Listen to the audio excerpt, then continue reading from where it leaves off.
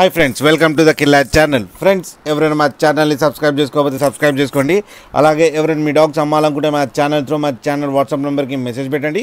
Friends, ఇవాళ మీకోసం lasso అప్సో female adult dog తీసుకురావడం జరిగింది.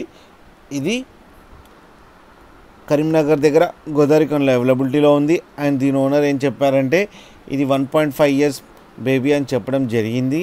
అండ్ ఇది ఫిమేల్ పప్ అండ్ ఫిమేల్ అడల్ట్ డాగ్ ఏమో 10K డిమాండ్ చేస్తున్నారు. అండ్ రేట్ నెగోషియబుల్ ఉందని చెప్పడం జరిగింది.